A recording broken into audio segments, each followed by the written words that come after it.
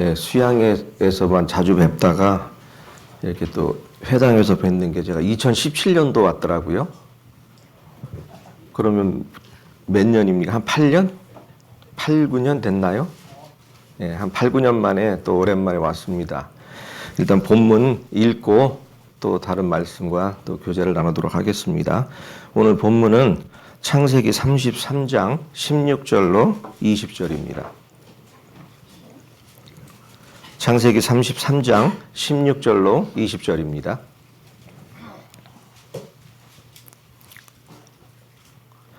예, 찾아진 줄 알고 제가 읽겠습니다. 이날에 에서는 세일로 회정하고 야곱은 숫곳에 이르러 자기를 위하여 집을 짓고 짐승을 위하여 우릿간을 지은 고로 그 땅 이름을 숫곳이라 부르더라. 야곱이 밧다람에서부터 평안히 가나안 땅 세겜성에 이르러 성 앞에 그 장막을 치고 그 장막 친 밭을 세겜의 아비 하몰의 아들들의 손에서 은 100개로 사고 거기 단을 쌓고 그 이름을 엘로헤 이스라엘이라 하였더라. 아멘. 오늘의 주제는 숫곳과 세겜 그리고 베델의 의미라는 주제로 이 야곱이 에서를 피해서 밧다람이라고 하는 그 자기의 외삼촌 집이죠. 외삼촌 집으로 피난한 이후에 약 20년의 세월을 정리하고 이제 돌아오는 그런 과정 중에 있었던 일입니다. 그 과정 중에 이제 숫곳과 세겜이라는 그 베델이라는 이 세 곳을 거치게 되는데 이 세 곳이 과연 하나님께서 야곱이라는 한 인간과 또 야곱을 통하여 앞으로 한 민족을 어떻게 구원해 나가실지 그 장소를 통하여 저에게 주시는 의미를 살펴보려 합니다. 오늘 또 주제와 말씀이 이렇다 보니까 오늘 제가 광주에서 아침에 이제 KTX를 타고 광명역에서 내렸습니다. 근데 KTX 타고 쭉 오는데 바깥 풍경을 보니까 뭐 어디가 어딘지도 모르겠어요. 그냥 안내가 나오면 아 여기가 어디쯤 왔구나. 이제 오송쯤 왔으면 다음 주면 내려야 되겠구나 예상을 하고 있고 막상 원래 계획은 광명역에 내려서 신도림역으로 이제 지하철을 타고 신도림역 가서 거기서 다시 이제 택시를 타든 뭐 어떻게 하든 교회를 오겠다라고 약도를 보고 작정을 했어요. 그렇게 이제 계획을 짠 거죠. 계획을 짰는데 오늘 날씨가 서울도 무척 춥지만 광주도 춥습니다. 그러다 보니까 이제 선로의 상태가 안 좋다 보니까 기차들이 연착을 해버렸어요. 한 7, 8분 연착하다 보니까 제가 예상했던 계획하고는 어때요? 이제 녹록지 않은 거예요. 그래서 계획을 바꿔서 나가는 출구의 방향을 반대 방향으로 잡아 이제 택시 승강장으로 향했습니다. 그래서 거기서부터 택시를 타고 이제 주소를 불러주고 이제 교회를 오는데 바깥 풍경을 쭉 쳐다보고 있는데 여기서 제가 서울 태생이라는 것을 아는 분은 많이 없으실 거예요. 저도 모든 어렸을 때부터 태어나서 학창 시절과 군 제대까지 전부 서울에서 생활했습니다. 제 고향은 신당동입니다. 그 떡볶이 유명한 데 있지요? 네, 그 떡볶이 유명한 데 저희들이 거의 만들었다시피 합니다. 저희 세대 때 처음 만들어지기 시작했어요. 신당동 떡볶이라는 곳이. 그래서 저는 중학교를 장충중학교, 고등학교를 경기고등학교 이런 식으로 계속 하다가 이제 나갔다가 88년도에 제가 직업상 부산이라는 곳을 내려가면서부터 지방 생활하면서 서울은 아예 못 올라왔습니다. 그 이후로. 그래서 영원히 이제 어머니 소천하시고 그 이후로 이제 지방에서 계속 거주하게 됐는데 오늘의 이 야곱하고 저를 빗대어 보니까 야곱도 한 20년의 세월을 살다가 다시 돌아가잖아요. 근데 저도 88년도에 떠났으면 지금 상당히 오랜 시간이 아닙니까? 제가 바깥을 쳐다봤을 때 어딘 줄 알았을까요? 어디가 어딘지를 모르겠더라고요. 또 제가 살던 신당동하고 이쪽 영등포 구로 이쪽은 저희 어렸을 때 잘 안 옵니다. 저희는 사대문 안에서만 이렇게 놀아가지고 잘 안 왔던 곳이다 보니까 더욱더 지리를 모르겠는데 너무 높은 빌딩과 또 완전히 신도시 같이 돼 있다 보니까 뭐 동서남북을 분간을 못 하겠더라고요. 근데 여기 나오시는 본문처럼 이 야곱도 자기 나름대로의 꾀를 내서 인생을 살았던 사람으로서 밧다람이라는 곳에서 살다가 다시 돌아올 때 무척 망설여지기도 하고 낯설었을 것입니다. 사실 20년인 가까운 세월은 작은 세월이 결코 아닙니다. 이 성경의 말씀을 보게 되면 이 이삭과 리브가가 결혼해서 약 20년 후에 아들 둘을 낳은 거예요. 그러니까 60세에, 40세에 결혼을 해서 60세에 이제 에서와 야곱을 낳게 됩니다. 근데 이 두 아들이 다 별났다고 봐야 되는 게 맞는지 아니면 둘째가 별났다고 봐야 되는지 태중에서도 계속 싸움을 했던 것 같습니다. 그래서 이제 민족이 또 나뉘게 되고 다투게 되는 과정들이 생기는데요. 여기서 에서와 야곱이라는 그 인물을 볼 때 에서도 그랬지만 야곱도 상당히 자기중심적인 사람이었습니다. 그러니까 야곱도 어떻게 보면 우리가 성경으로 보면 개인주의 사상을 너무도 많이 갖고 있던 사람 중에 하나예요. 그러니까 어떤 성격이었냐면 개인주의적이며 계산적이고 자신의 목표 달성을 위해서는 수단과 방법을 가리지 않았던 사람입니다. 어떻겠습니까? 배고파서 돌아온 형, 사냥을 하고 돌아온 형한테 팥죽을 자기가 끓이고 있었으면 형 배고파? 내가 이거 끓였는데 맛있게 한 그릇 먹어 하고 주는 게 맞아요. 이걸 주는 조건으로 뭘 달라고 했죠? 장자의 명분을 달라고 합니다. 이 자체도 말이 안 되지만 얼마나 자기가 큰 사람이 되고 싶었던 욕심이라든지 또 큰 형이 받는 그 모든 축복에 대한 어떤 마음의 질투가 있었겠지요. 그러면 그걸 항상 개인주의적으로 마음에 갖고 있다 보니 그 계획이 자기도 모르게 남았을지 모릅니다. 그래서 결국에는 그 장자의 명분을 뺐고 또 아버지한테는 어떻게 행동했습니까? 그 다음에는 그 정도 됐으면 강큰짓 했으면 우리 사실 하나님을 알고 사는 사람으로서 마음이 어때야 돼요? 내가 이런 죄를 저질렀구나 하고 좀 돌이키고 회개도 해야 되는데 더 담대해집니다. 그 더 담대하게 만든 분이 바로 누구지요? 어머니예요. 리브가 어머니가 양털을 입히며 너는 네 형보다 털이 많이 없으니까 이걸 입고 가. 그러면 아버지가 알아서 그냥 이렇게 해줄 거야 라는 식으로 합니다. 그러니까 여기서 어머니의 역할이 얼마나 중요한지 아시겠죠?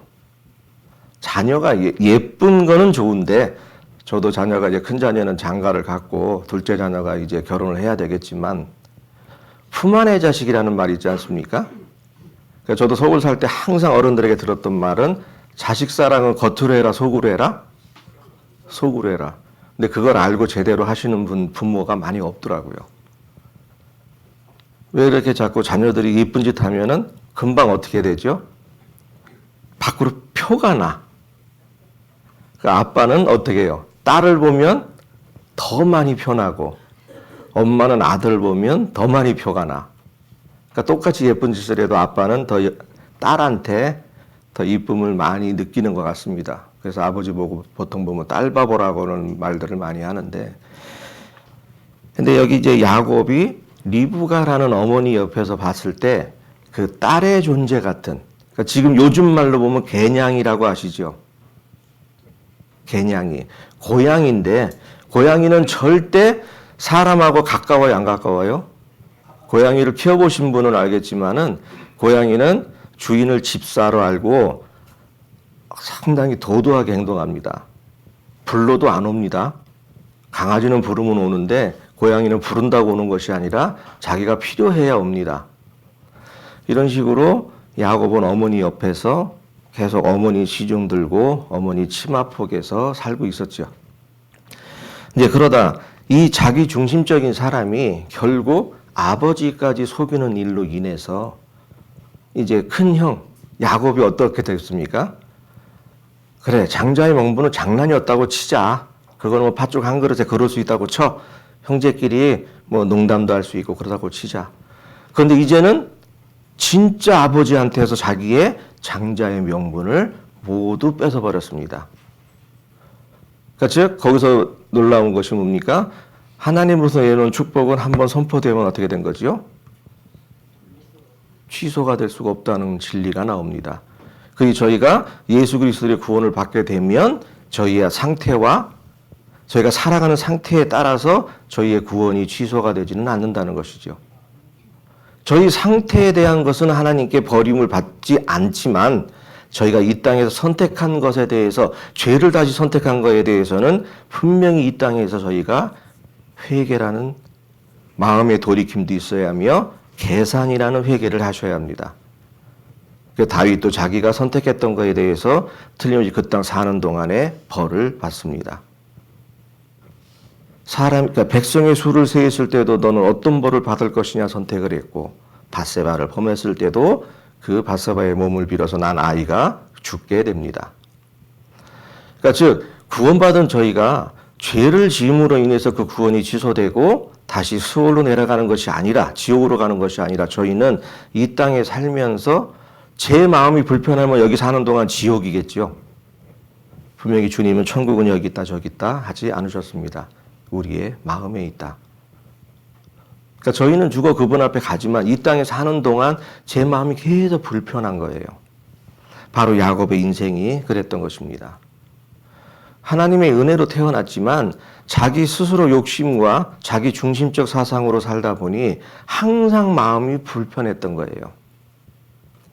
바담 아람으로 간 생활은 어땠을까요? 자기가 원래 좋아했던 여인이 누구입니까? 라헬입니다. 라헬을 얻기 위해서 눈이 탁 띄니까 첫눈에 반해버리니 나는 괜찮습니다. 저 여자를 저의 아내로 준다면 저는 몇 년간? 7년을 그냥 일해드릴게요. 자, 이것도 문적 자기중심적이죠. 내가 원하는 것은 뭐 어떤 방법으로 하겠다는 거예요. 그런데 뛰는 사람 위에 나는 사람이 있다고 그걸 첫날 밤에 바꿔치기 되죠. 그래서 생각지도 않았던 언니가 첫 부인이 됩니다. 근데 저는 좀 이렇게 농담 비슷하게 항상 이 비슷한 생각이나 또 설교 같은 거 하다 보면은 아니 7년간을 매일같이 같이 일하면서 마주치고 봤을 텐데 7년이 작은 세월 아니죠. 근데 첫날 밤에 내가 사랑하는 여인과 바뀌었는데 정말 몰랐을까 싶은 거예요. 제 농담에. 아무리 불이 없고 깜깜했다고 해도 뭐 달빛도 있고 별빛도 있을 텐데 그리고 그 당시에도 호롱불이든지 무슨 불이든지 켰을 거 아닙니까? 그 천막 안에서는. 근데 어떻게 7년간 그렇게 연모하고 사랑했던 라헬을 몰라봤을까요? 네, 말씀하셨습니다. 하나님이 눈을 가렸다라고 볼 수 있습니다. 그러나 그거보다 더 큰 본질은 나의 욕심이 눈을 가리니 현실이 보이지 않는 거예요. 내 욕심이 강하니까 이게 누구든 상관이 있어요, 없어요? 없어요. 왜? 내가 오늘 나는 당연히 라헬과 결혼하고 이 장막 안에 들어가면 라헬이 있을 거라는 나의 욕심의 성취밖에 없는 거예요. 그러니까 즉 우리 주머니에 지갑이 있다고 믿으시면은 서울에도 출발해서 부산 갈 때까지 마음이 든든해요, 안 해요? 근데 부산 도착했어. 없네? 그럼 그때부터는 어떠세요? 그때부터 편하다 그러면 옆에 분이 많이 좀 돌보셔야 됩니다. 잘 돌봐주셔야 돼. 지갑이 없는 걸 확인했는데도 많이 돌보셔야 되는 이유가 뭐냐면 그분 둘 중에 하나예요. 정말 돈이 많아서 어디를 가든지 변통이 되든지 아니면 너무 상황을 모르시든지. 이것처럼 이 야곱이라는 한 인물이 얼마나 자기중심적이었는지가 바로 이런 데서 나타나는 것입니다. 그리고 그러니까 자녀가 안 생기니까 그 밑에 여종들을 계속 철어준다고 해도 자기가 사랑했던 한 여인의 마음은 생각해요, 안 해요? 아무리 시대적 배경에 그때 당시에는 한 족장이 많은 여인을 거느릴 수 있었던 사회라고 해도 저는 성경에서 그것이 결코 쉽고 편안한 길이 아니었다는 걸 봤습니다. 사라가 임신을 못했을 때 누구에 통해서 이스마엘을 낳지요? 하갈을 통해서 낳지 않습니까? 하갈이 임신했을 때 자기를 업신 여긴다고 했을 때 사라가 어떻게 행동을 하지요? 그때 당시에 100% 가부장적이었다면 사라가 아브라함에게 이야기하여 하갈을 내줄 수가 없습니다. 그냥 아이고 내 팔자야 이러고 살아야지요. 근데 당당히 요구합니다. 자기가 줘놓고도. 그러니 아브라함은 어떻게 했지요? 네, 보냅니다. 이것처럼 이 야곱도 4명의 여자, 아내를 얻게 되는 과정도 보면 너무 자기중심적이죠. 하나님과 상관이 없었다는 것입니다. 그 야곱의 모든 계획과 마음가짐은 딱 한 번 있었어요. 쫓겨 떠날 때 베델에서 사닥다리를 타고 하늘에 올라내리는 그 모습을 봤을 때 아, 저기가 하나님이 계시는 하나님의 집이구나. 내가 다시 건강한 몸으로 돌아오게 될 때 이곳에 단을 쌓고 하나님을 경배하리라고 약속했던 그때 한 번입니다. 거의 대부분이 자기의 욕심과 자기의 성격대로 살아갑니다. 그럼 여기서 야곱이 얼마나 자기 중심적이었는지 한번 하나하나 따져볼까요? 첫 번째, 쌍둥이 형과 태중에서부터 경쟁하며 싸우기 시작합니다. 두 번째는 장자의 명분을 빼앗는 팥죽 사건이 있었고요. 또 세 번째는 아버지를 속입니다.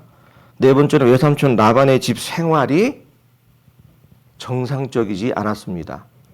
그리고 에서가 다시 자기를 만나러 올 때 400명의 군사를 거느리고 온다는 이야기를 들었을 때 했던 행동. 제가 만약에 가장입니다. 잘못했어요. 그럼 돌아가는데 나의 형하고 대면해서 내가 화목을 다시 이루어야 할 때 화목을 이루는 조건이 잘못한 사람이 먼저 가는 겁니까? 이 사람이 제일 뒤에 가는 겁니까? 제일 먼저 가야지요. 내가 누군가 사화하려면, 화해를 하려면 제일 먼저 가서 그때는 내가 이렇게 생각이 짧았고 어리석었고 형님 죄송합니다. 이래야 그분이 마음이 풀릴 거 아니에요. 근데 400인을 거느리고 온다는 말을 듣더니 어땠어요? 이제 정령코 나는 죽는구나 생각하고 그때부터 떼를 나누기 시작합니다. 동물을 두 떼로 나누고 처자식을 한 다음에 거기에 누굴 먼저 앞세워 보내지요? 처자와 동물 모든 것을 떼를 나눠서 먼저 보내버려요. 그리고 홀로 남은 것이 바로 약복강입니다. 다 먼저 보내요. 그건 뭐지요? 비약하자면 갔는데 앞에 가는 처자식이 그 400명한테 어떻게 됐든 맞아 죽든 뭐 했든 변을 당하면 자기는 어떻게 하겠다는 거지요? 그 모습을 보면 형님 그렇게 하지 마소서 하고 가는 거예요? 아니면 도망가겠다는 속셈입니까? 이건 누가 봐도 도망가겠다는 속셈으로 보입니다. 성경에는 그렇게 나와 있지는 않습니다. 그러나 제가 성경을 읽어볼 때 그때 당시 야곱의 성정과 마음을 봤을 때 충분히 그랬을 것이라 생각된다는 것이죠. 왜? 그 다음 행동이 그것을 반증하기 때문입니다. 다 보냈어. 그래도 불안하잖아요. 불안하니까 야곱이 약복강에서 천사를 만나서 그 했던 행동이 씨름했다라고 돼 있죠. 저는 그 씨름이 육신에 서로 삿발을 잡고 하는 우리가 생각하는 이 삿발을 잡고 막 하는 씨름도 씨름이겠지만 우리 어머니 세대들이 항상 하시던 말씀이 있습니다. 어머니 밤새 얼굴이 왜 이렇게 안 좋으세요? 어제 무슨 일이 있으셨습니까? 그러면 그 어머니 세대분들이 했던 말이 나 마음에 걱정이 있어 밤새 뭐 했다 그럽니까? 밤새 씨름했다 그래요. 그럼 거기서 말하는 씨름은 우리 육신의 씨름입니까? 뭐의 씨름이에요? 마음에 계속 송사가 일어나는 거죠. 이럴까 저럴까. 그것처럼 야곱이 그 약복강에서 씨름을 했다는 그 자체를 저는 천사와 결혼 육신의 씨름도 씨름이지만 그것보다도 저는 야곱의 마음에서 일어났던 그 불안함의 그 씨름을 저는 더 많이 봤던 것 같습니다. 그러면서 천사와 씨름할 때 날이 밝아지려니 천사가 나를 보내달라 하지요. 그때 마지막 뱉은 말이 바로 저는 거기에서 이 야곱의 마음을 읽었던 겁니다. 나를 축복하소서. 이 말은 반대로 이게 뭐죠? 자세히 풀면 내 생명을 지켜주소나 똑같은 이야기입니다. 왜? 앞에 400명이 있어요. 건너가면. 먼저 보낸 처자식과 그 동물의 떼는 죽었는지 살았는지를 아직 몰라요. 자기도. 거길 건너가 봐야 알아. 근데 그 새벽에 천사를 만납니다. 그러니 그분과 밤새 씨름했다는 이야기는 이제 뭐 자기 입장과 뭐 얘기를 막 했다는 식으로 될 수도 있겠죠. 결국에 마지막엔 나를 축복하소서 합니다. 그때 축복하면서 이제 이름을 이스라엘로 바꿔주는 일이 생기죠. 그럼 여기서 제가 성도님들께 이제 본론으로 들어가기 전에 두 가지 질문을 하나 드리려고 합니다.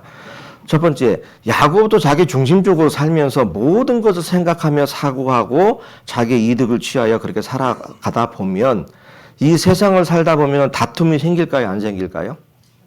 당연히 생기죠. 세상을 살다 보면 내 마음과 맞지 않은 계속 다툼이 생길 것입니다. 여기서 제가 두 가지 참 질문을 해보려 합니다. 성도 여러분들께서는 세상을 살아가면서 많은 다툼이 일어나는데 그 다툼이 일어나는 이유와 목적이 이 세상이 나와 맞지 않기에 싸우십니까?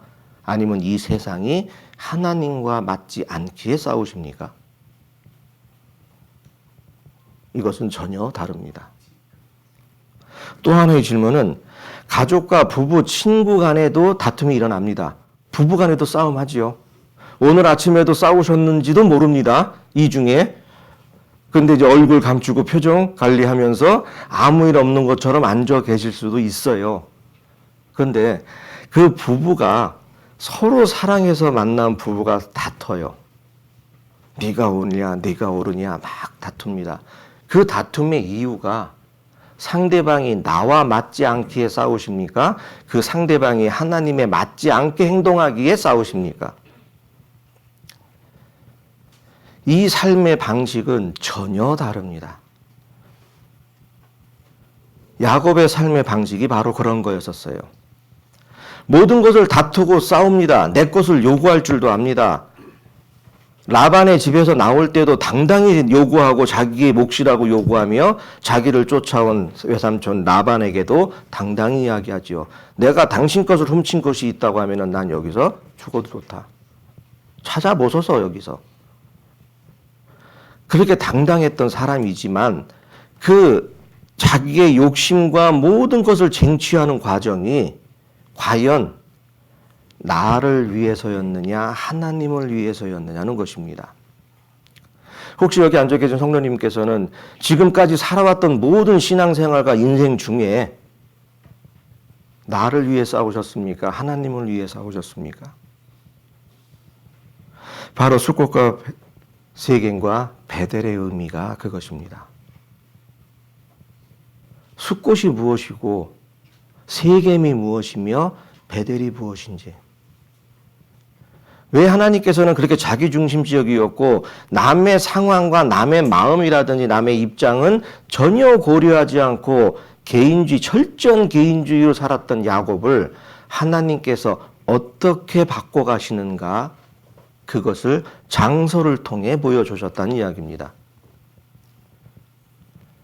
그러니까 성도 여러분들께서도 살아온 여정 중에 직장 생활이 됐든 무슨 일로 인해서 계속 거주지는 옮기실 수 있습니다. 전세로 사는데 나는 이 집에 계속 살고 싶지만 주인이 나가라 하면 어떻게 해야 되죠? 또 거주지로 옮겨야 하잖아요. 그러면 그 새로 옮긴 거주지에서 제가 살아가려면 다시 아웅바둥 다투며 살아야 합니다.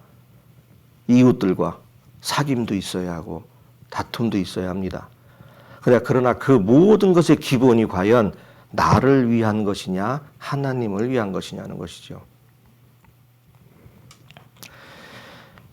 제가 두 가지 질문을 드렸던 것을 마음에 잘 생각하고 간직하시며 이후에 이야기를 들어주셨으면 좋겠습니다.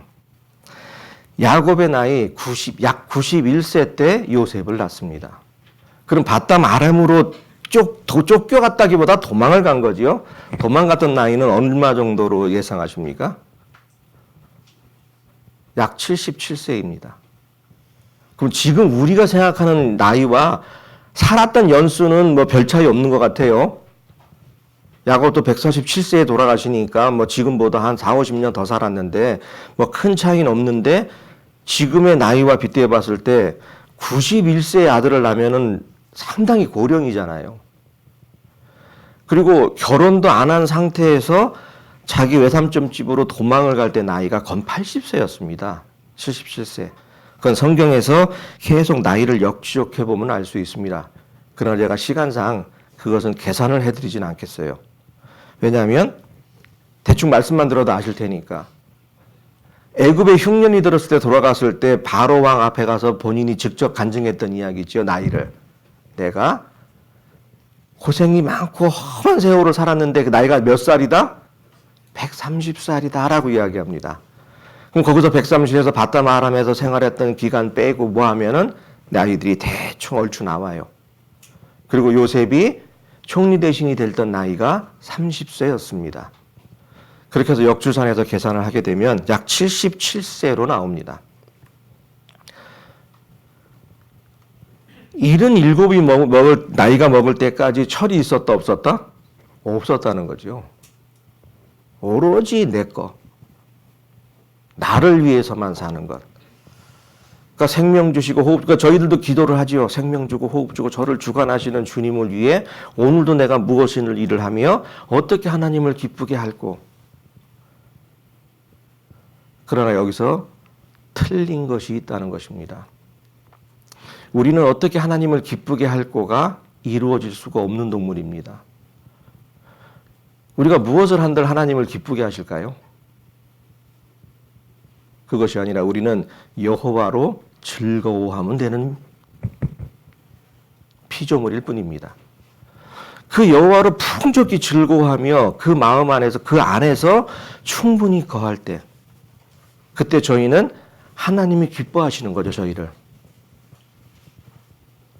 나의 자녀가 제 그늘 안에서 제 말과 저의 통제를 받으며 잘 자랄 때 기쁘세요. 밖에 나가서 자기 마음대로 살면서 저의 마음을 속상하게 하는데 저는 어머니 아버지를 사랑해요 라고 하면은 어떤 마음이 더 좋으세요? 똑같습니다.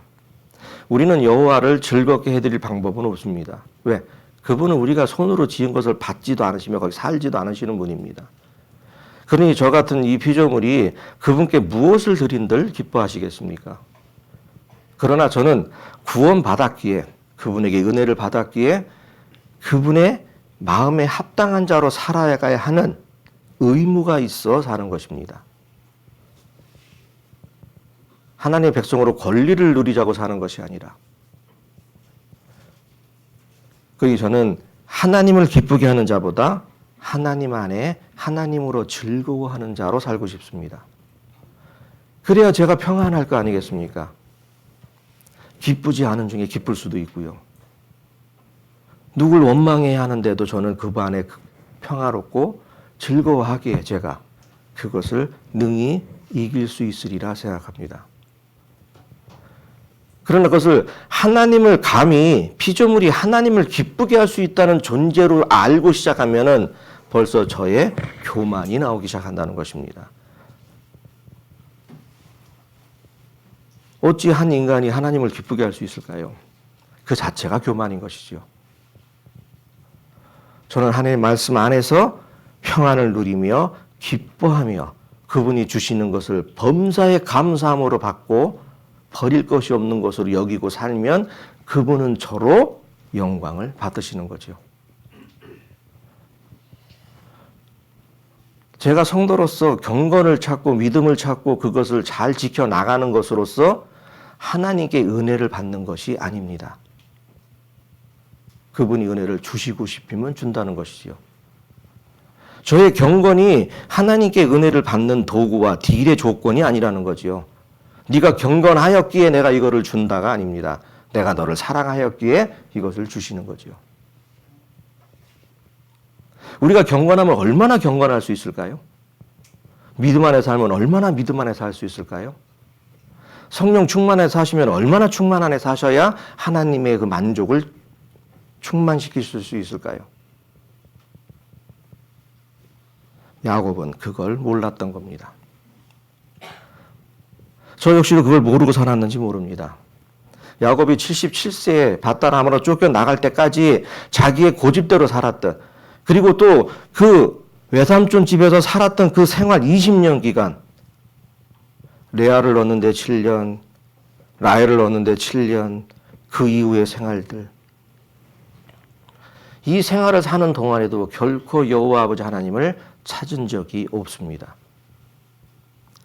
베델에서 처음 만나서 하나님께 단을 쌓겠다고 약속했던 자가 밧다람 아람에서 아내와 자녀가 생기며 자기의 생활이 괜찮아지니 하나님을 위해 단을 쌓은 적이 한 번도 없었다는 것입니다.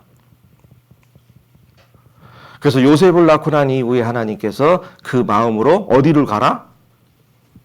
네가 나에게 약속했던 베델로 돌아가라라고 말씀합니다. 그때부터 하나님이 이제 시작하시는 거죠. 이제 본문 한번 다시 보겠습니다.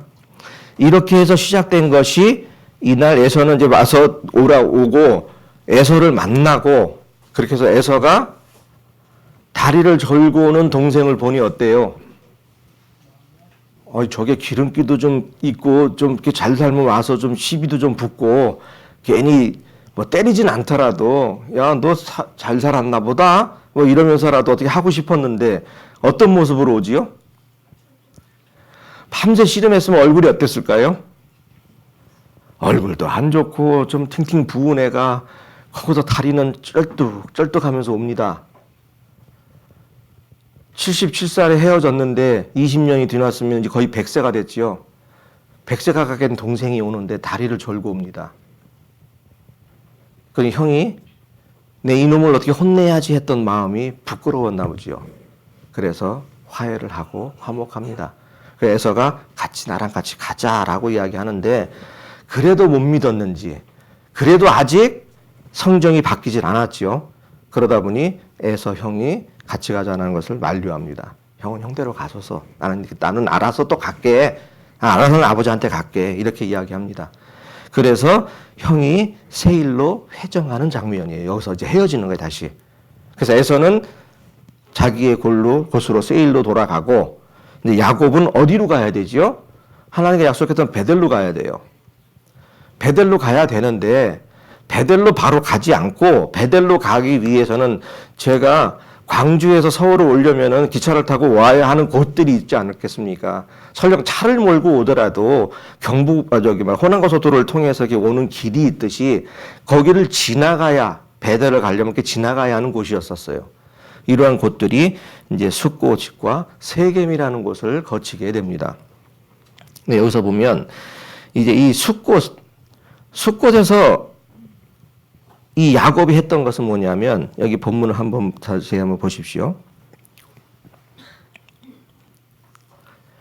17절에 보시면 숫곳에 이르러 누구를 위하여 집을 짓지요? 그리고 우리간을 짓는데 누구를 위하여? 예, 100번 양보해서 우리가 짐승 집에 살 거 아니니까 우리간은 짐승을 위해서 지었다는 거는 이해가 가는데, 여기 지금 어디를 가야 할 사람이에요? 베델로 가야 할 사람이면은 숫곳에서 집을 짓고 우리간을 짓고 거기서 막 머물 준비를 하는 게 맞을까요? 아니면 빨리 나그네 인생으로 빨리 다시 어떻게 되면 다시 추스리고 가족들, 이제 에서를 만났으니까 먼저 두 때를 이루어서 보냈던 식구들을 다 살펴봐야 할 거 아니에요. 마누라 4명, 아이 다 살펴보고 괜찮니? 그럼 그 다음에 어디로 가야 돼요? 날이 새면? 하나님이 언약을 갖고 약속을 했고 자기가 가겠다고 약속했으면 바로 베델로 출발을 해야 됩니다. 그러나 출발하지 않습니다. 출발하지 않고 여기서 이 숫곳이라는 곳에서 자기를 위하여 집을 짓고 살기 시작합니다. 다시 또 정착을 해요. 그럼 제가 오늘 서울 설교를 해야 되는데 오다가 대전쯤에 집 짓고 안 올라오는 거지요. 그럼 오늘 박순수 장로님이나 다른 전도사님 외지 안 나가신 분이 대신 설교를 해야겠죠. 그 행동이 이해가 가십니까? 그냥 이렇게 읽을 때는 그랬구나. 집 졌구나. 우리간도 지었네. 건물도 짓는 재주도 있었나 보네. 아롱진 애들만 만드는 재주 있는 것이 아니라 이렇게 2차원적으로 보시는 것이 아니라 3차원으로 보면 전혀 다른 모습이 보인다는 거예요. 베델로 행해야 할 사람이 이 숫곳에서 거기에서 오두막집을 짓고 양들을 위하여 집을 짓기 시작합니다. 근데 이 숫곳이 그렇게 행동을 했던 이곳이 나중에 우리가 민수기라든지 여호수아를 보게 되면 이 르우벤 자손과 갓 자손과 므낫세 반지파가 가나안을 정복하기 전에 여기가 땅이 보기 좋으니까 우린 여기서 정착하겠습니다 하고 살았던 곳이 포함된 곳이에요. 아이러니하게요. 육신의 현장이었던 그곳이 외세가 침입해서 아수르 때부터 시작해서 제일 먼저 정복당한 곳이 여기입니다. 그래서 르우벤과 갓 자손과 므낫세 지파가 사는 곳이 제일 먼저 포로드가 돼버려요. 이것처럼 이 사사시대 때 보시면은 또 기드온 때는 어땠을까요? 그 동네 사는 사람들이 잘 도와주지도 않으면서 자기들 잘난 것만 내세워요. 계속. 이렇게 하는데 이 역대상 한번 잠깐 보겠습니다. 역대상 5장입니다.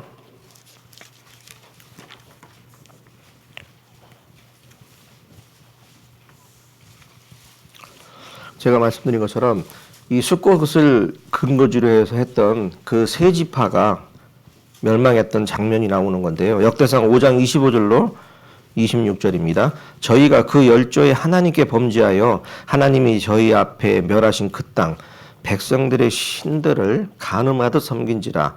그러므로 이스라엘 하나님이 아수르 왕 불의 마음을 일으키시며 아수르 왕 다글랏 빌레셀의 마음을 일으키심에 곧 르우벤과 갓과 므낫세 반지파를 사로잡아 힐라와 하볼과 하라와 고산 하숫가에 옮긴지라. 저희가 오늘날까지 거기에 있느니라.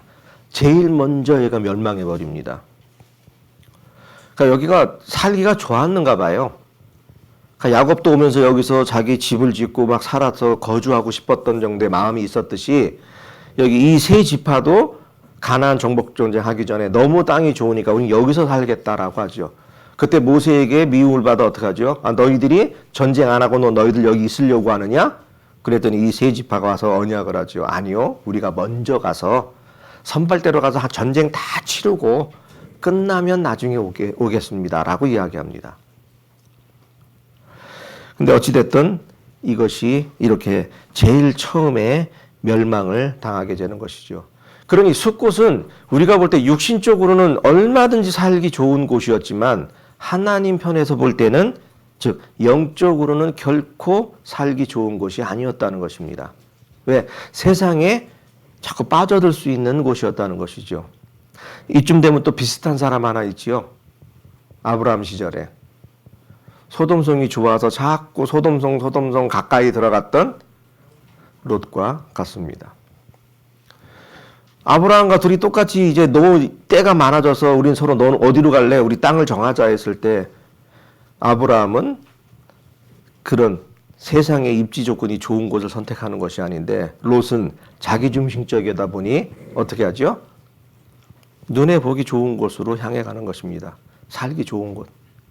아마 야곱도 똑같았던 것 같습니다. 창세기 31장으로 갑니다.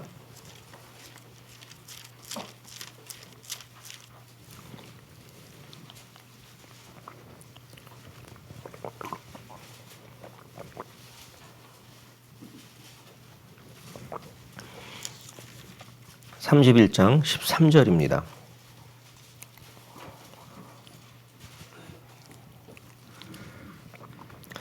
(31장) 13절 나는 베델 하나님이라 내가 거기서 기둥에 기름을 붓고 거기서 내게 서원하였으니 지금 일어나 이곳을 떠나 내 출생지로 돌아가라.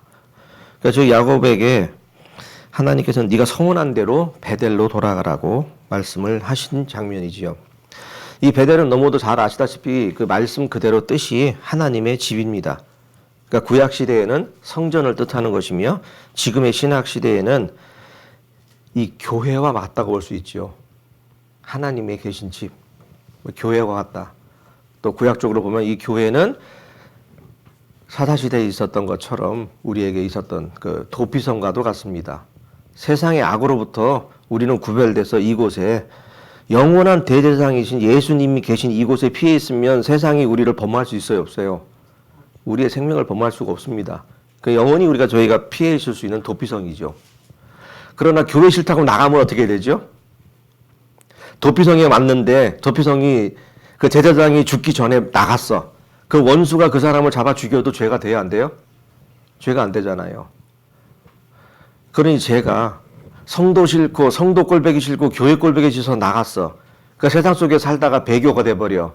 그럼 어떻게 되죠? 똑같습니다. 그 핏값을 누구에게 묻겠습니까? 저에게 묻는 거죠.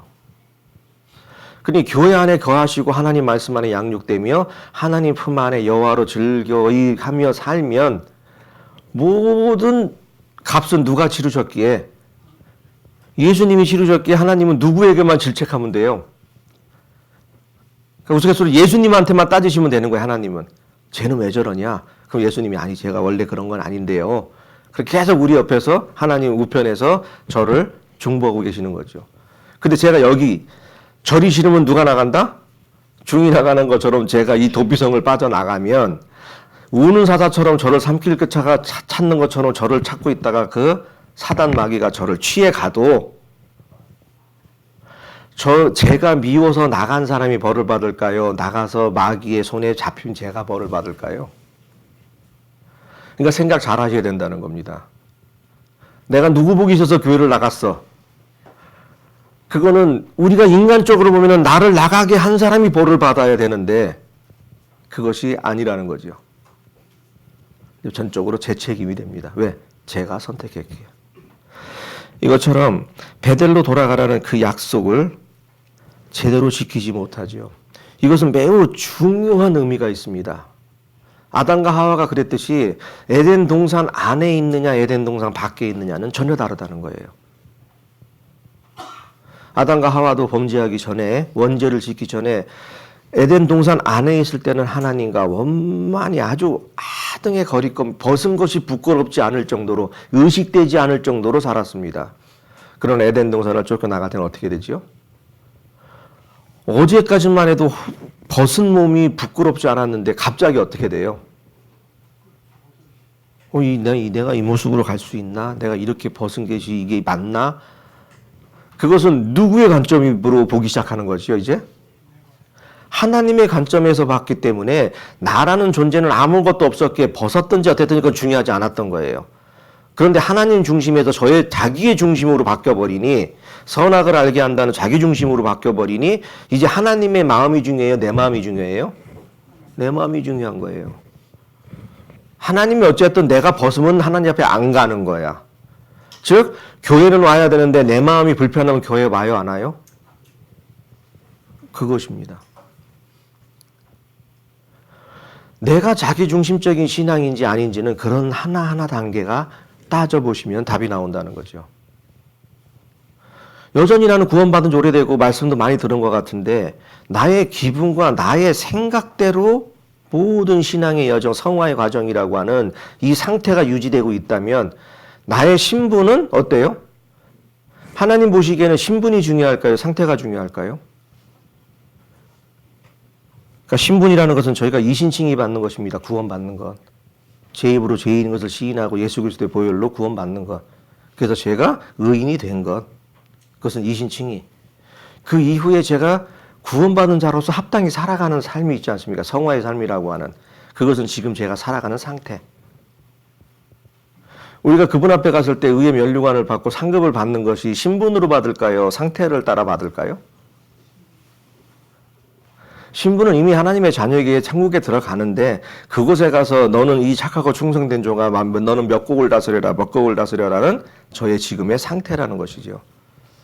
제가 여호와를 얼마나 즐겁게 하고 같이 그것을 느끼고 하나님 일을 얼마나 충성되이 하는가. 아담과 하와가 선악을 알게 하는 나무를 따 먹고 선악을 알았기에 말씀의 구분을 하는 방법을 알았다는 것입니다. 즉 선악이라는 것은 선악과를 따먹은 자체 그 과실을 먹은 것이 죄가 아닙니다. 진짜 죄는 그 나무의 실과를 먹지 말라는 하나님의 말씀을 버린 것이 죄인 것이죠. 그것처럼 선악을 구분치 못한다는 것은 제가 구원받았지만 하나님 말씀은 읽고 읊조리고 묵상하며 외우고 살지만 그것이 저를 주장하지 못한다는 거예요.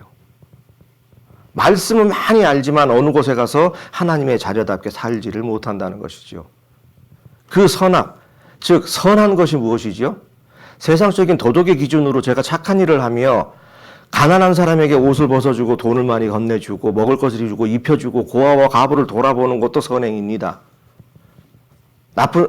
사람들에게 나쁘게 행동하고 나쁜 불이익을 주며 자기 이득을 취하는 것을 악이라 합니다. 과연 이것이 하나님의 법에서의 선악일까요? 세상에서 말하는 선악일까요? 제가 말씀드린 것은 세상의 기준의 바른 생활이라는 것이죠. 그러나 하나님의 생활 수준의 성도라고 하는 나의 자녀라고 하는 그 수준의 선악은 나의 말씀을, 내 말을 들었느냐 안 들었느냐예요. 내 말에 순종했느냐 안 했느냐가 중요한 것입니다. 내가 어떠한 선한 일을 했느냐가 중요한 것이 아니라 고아와 과부를 돌아보셨습니까? 그것을 내가 뽐내기 위해서 돌보았다면 그것은 이 땅에 상급받은 것으로 끝났다는 것이지요. 그것이 아니라 하나님의 말씀에 순종하여 나는 어떠한 은혜와 상급을 받지 않는다 해도 누가 전혀 몰라준다 해도 고아와 과부를 돌아보라 하셨으니 하나님의 자녀는 그렇게 사는 것이 합당해서 행했다면 저는 하나님께 상급을 받을 겁니다. 이 야곱이 바로 그런 생활을 했던 거예요. 하나님을 위한 그 제사와 예법을 지키고 살아가야 하는데 그것이 하나님 빠진 계속 자기중심적인 사람으로 살아갔다는 것이죠. 이것처럼 우리가 알고 있는 이 히브리인이라는 뜻이 이 유대 그 백과사전을 보게 되면요. 히브리라는 뜻이 뭐냐면 아바르라고 한답니다. 아바르. 이 아바르가 뭐냐면 이 어떤 동사에서 나왔는데 이것은 히브리인들이 유프라테스 강 또는 홍해를 건너온 민족이라는 뜻을 품고 있는 것이 히브리인이래요. 그러니까 우리나라 사람은 대한 사람 이러잖아요. 대한 사람. 그럼 대한 사람 안에는 뭐가 들어있죠? 큰 대자 대한이니까 마한, 진한, 변한 뭐 이래가지고 옛날 우리나라에 토속적인 민족이 있었습니다. 그걸 다 통틀어서 뭐 대한 뭐 이렇게 한다고도 하는 것도 있고 그런 뜻도 있듯이 히브리인이라고 말하는 것이 뭐냐면 홍해가 됐든 유프라테스 강이 됐든 무언가 강을 건너온 사람들이라는 뜻이래요. 히브리인이. 강을 건너 어디로 간 사람들? 하나님이 말씀하신 그 땅 가나안으로 간 사람들. 그러니까 즉 히브리인이라는 이야기는 하나님의 뜻대로 사는 움직이는 사람들이라는 것이죠. 요즘에 보면 유대인 중에서도 유대인 같지 않은 사람들 많지 않습니까? 말은 유대인이에요. 여기 뭐 주렁주렁 달고. 그러나 그분들이 진짜 하나님을 믿는 것이죠. 자신의 하나님을 믿는 거죠. 자신. 예수님도 메시아로 여기지도 않고 아직 메시아는 오지 않았다. 신약은 없다. 우리는 구약만 믿는다. 그러니까 하나님을 어떻게 믿지요? 자기 뜻대로 믿고 있는 거예요. 자기 소견에 오른 대로. 바로 사사기와 같은 생활을 하고 있는 것이죠. 이것처럼 야곱이 이 비로소 히브리인이라는 진짜 이름, 그러니까 그 전에 야곱이라는 속이는 자, 뭐 어떤 뒤꿈치를 잡은 자, 그 이름을 살던 사람이 야복강에서 씨름한 이후에 하나님께서 이스라엘이라는 이름을 주신다는 이유는 이제 네가 진정으로 다시 어디리 세상을 넘어 그 강을 건너서 다시 내 품 안에 들어와야 한다는 조건이 생기는 거예요. 이스라엘. 이 좀 후반에도 그 이스라엘의 뜻도 제가 말씀을 드리겠습니다만 이렇게 해서 야곱은 세겜을 떠나서 들어가야 해요. 근데 이 세겜이라는 곳이 영적으로 있다 보니까 나중에 신명기 11장에 보시면 그 그림산하고 에벨산에서 축복과 저주를 하는 장면도 나오지 않습니까? 그 산이 있는 곳이 바로 여기 있는 세겜 쪽이에요. 숫꽃지나 세겜. 그러니까 처음에 숫꽃이라는 곳에서는 하나님을 위해서 집을 짓지도 않고 자신을 위해서 거기에 머물렀던 곳입니다. 그 다음에 옮긴 곳이 세겜이죠. 그러니까 즉 하나님께서는 야곱에게 내가 너에게 지시할 땅으로 가라고 했던 모세에게 명하고 아브라함에게 명했던 그 명령처럼 야곱에게도 본인이 너가 나와 약속했던 베델로 돌아가라라고 했던 그 약속을 지키는지 아니 지키는지 아마 계속 지켜보셨을 겁니다. 근데 숫곳에서 또 자신의 생활을 살게 되며 세겜에 또 이르러서 가지를 않습니다. 그래서 여기 보시면 세겜에서 하나님께서 그 야곱을 바꾸시는 큰 일을 행하세요.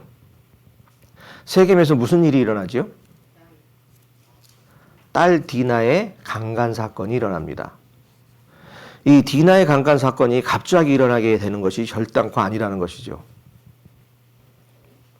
이 세겜 땅에 갔더니 거기가 너무 또 좋아요. 그래서 거기서 디나가 세상을 구경하며 막 놀러 다닙니다. 그러다가 세겜 중에 족장의 아들에게 몸을 당하는 일이 생기지요. 그때 아버지에게 신앙의 교육을 제대로 받은 12명의 아들이었다면 그렇게 세겜에게 복음을, 쉬운 얘기로 세겜 족장이 우리 아들이 당신 딸을 좋아해서 그런 거 한 것 같으니까 그냥 어찌 이렇게 됐으니까 어떻게 되겠어. 뭐 엎질러진 물 다시 조담할 수는 없으니까 그럼 결혼시킵시다. 그래서 당신과 우리가 서로 사돈을 맺고 여기서 같이 잘 삽시다. 그렇게 했는데 이 자기중심적인 것을 배우고 살았던 자녀들은 어떤 방법을 취하지요? 너무도 잘 알고 계시잖아요. 속입니다.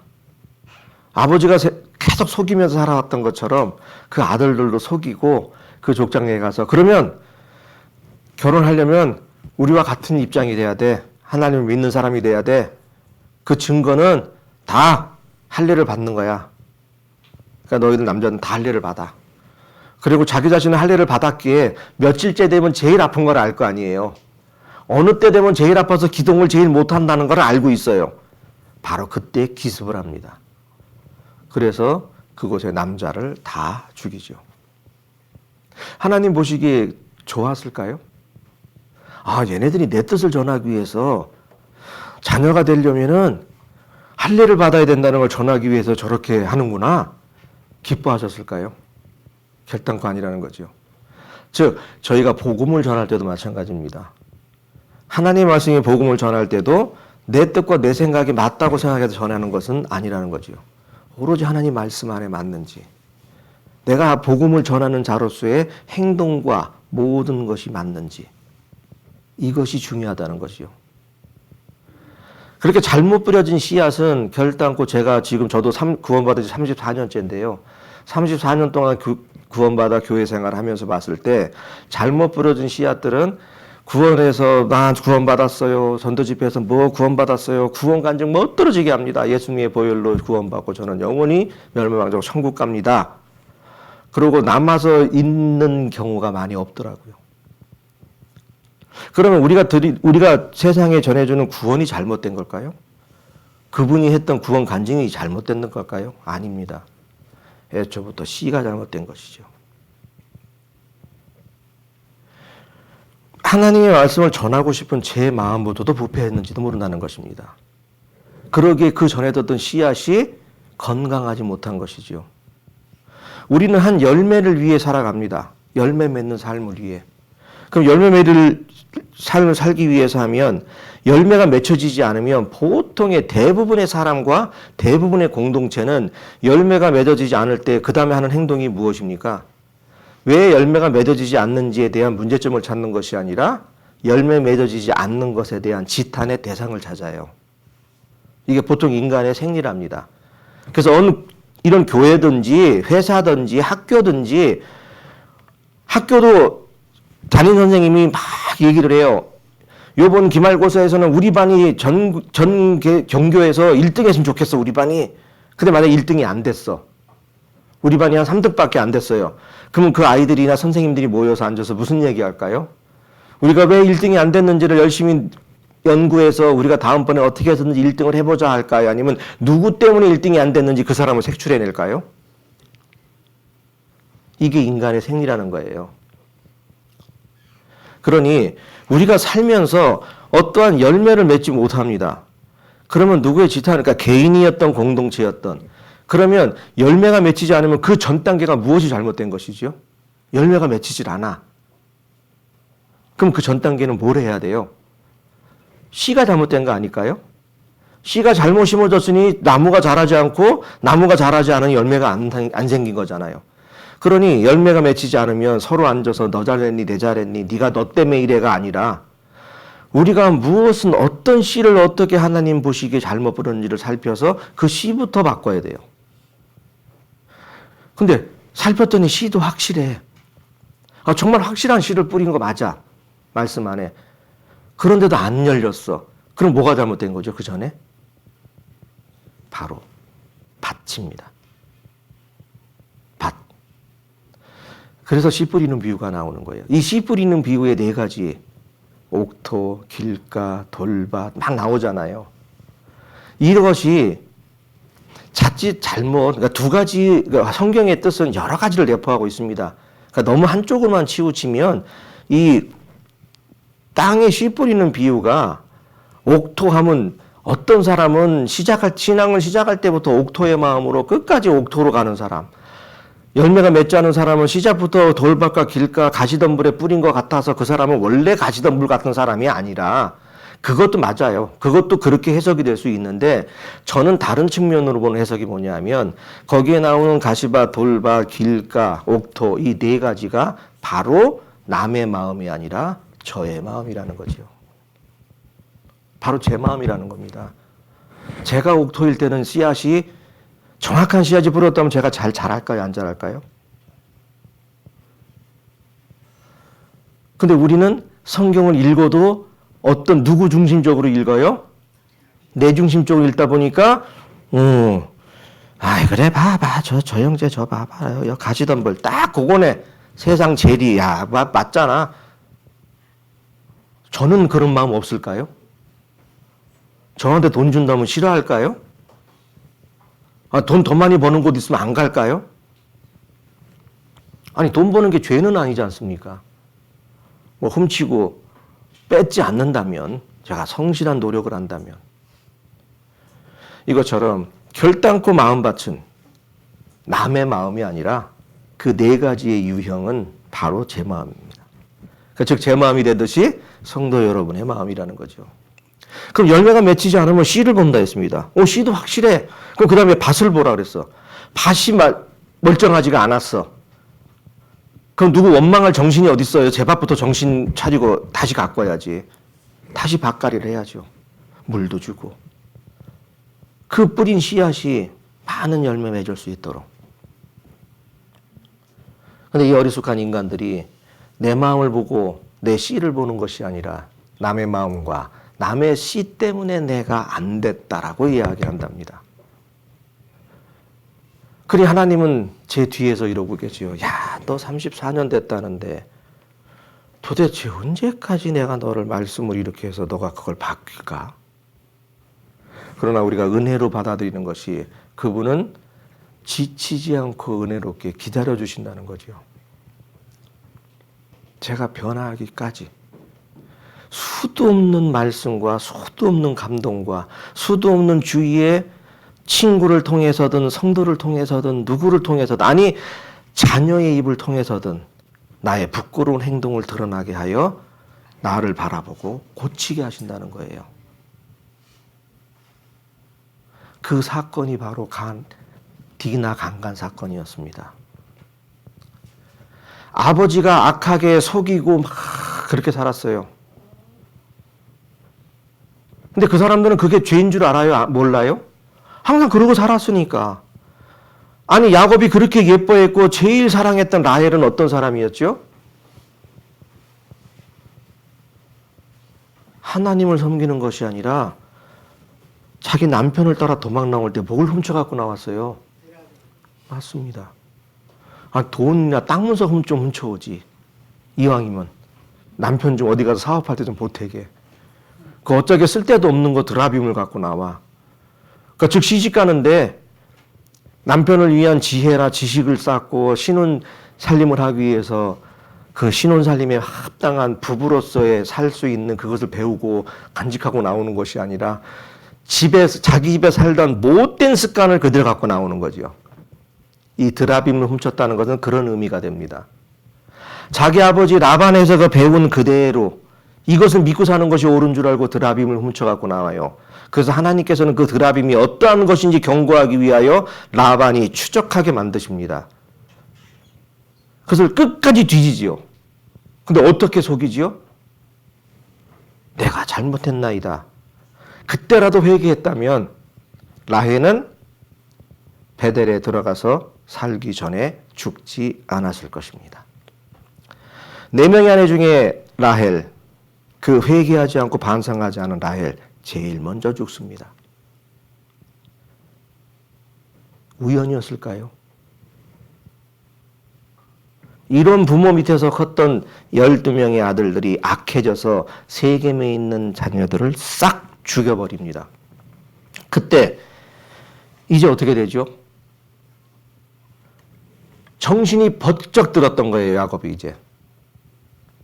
아, 내가 자녀들을 이렇게 키웠구나. 우리 보통 저도 말씀드렸어요. 저도 큰아들이 38입니다. 저 좀 머리를 만약에 제가 염색했으면 제가 몇 살 같이 보여요? 좀 졸리지 마시라고 제가 이제 여담만 하는 거야. 제가 만약에 까맣게 여기 장로님처럼 여기 앞에 두 분 장로님처럼 염색하고 딱 왔어. 그럼 제가 몇 살처럼 정도 보이세요? 50대? 제가 오늘 지갑을 두고 와서 뭐 이러는 거지. 그래요. 감사합니다. 뭐 40대, 50대 다 좋습니다.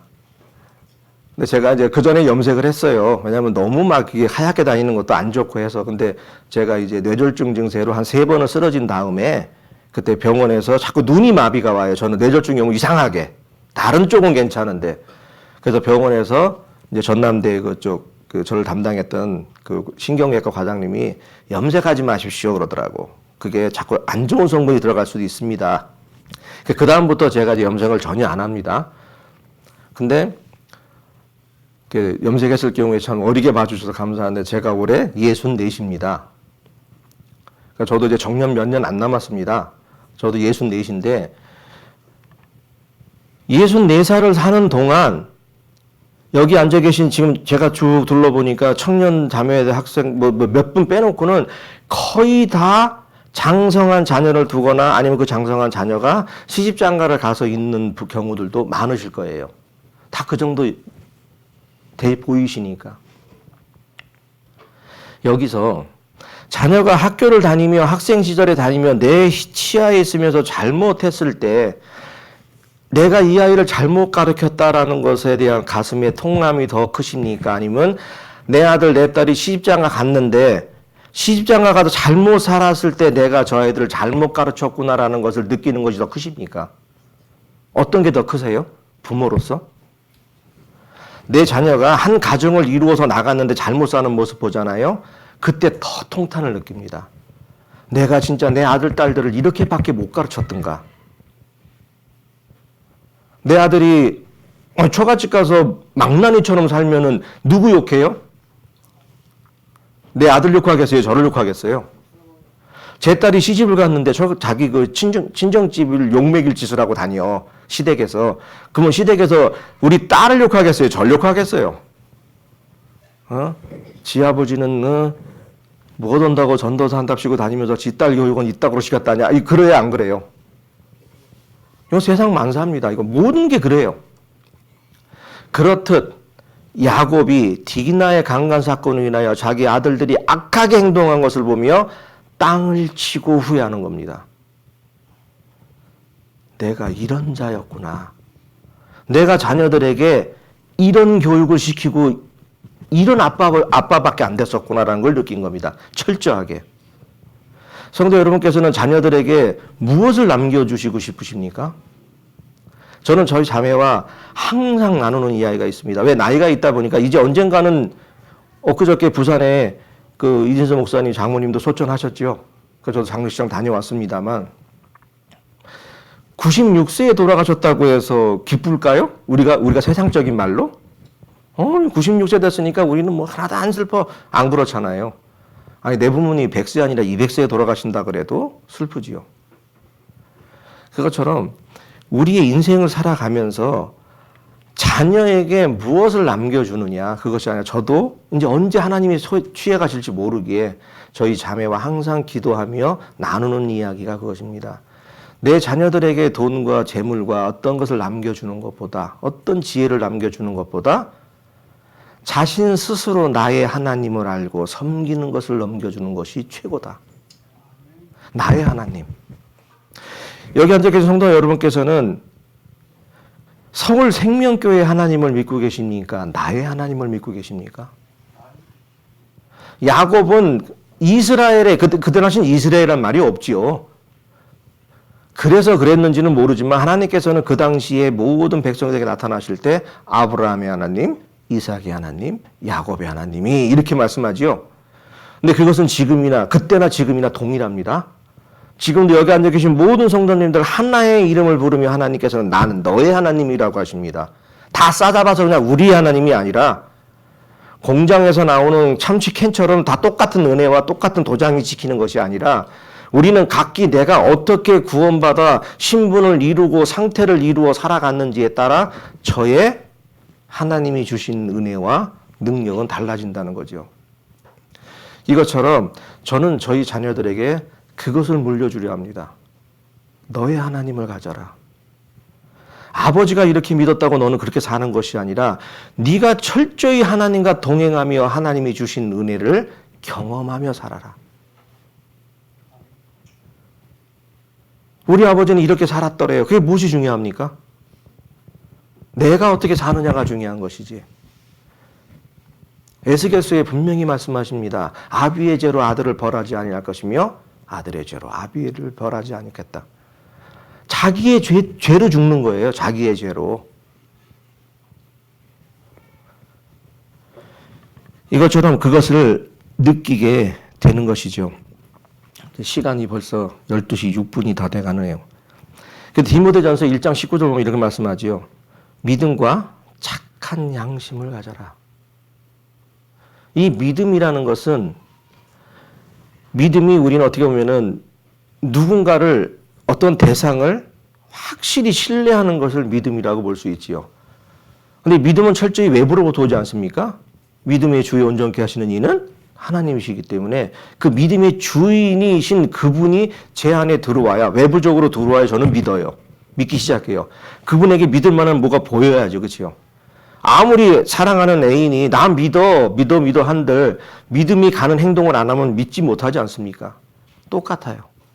이것처럼 믿음이라는 것은 상대를 신뢰하는 것인데 이 신뢰의 바탕은 바로 믿음은 허황되며 그냥 막무가내로 나 무조건 믿어가 아니라 이 믿음은 철저히 하나님 말씀을 본바탕으로 하는 것으로 시작이 돼야 됩니다.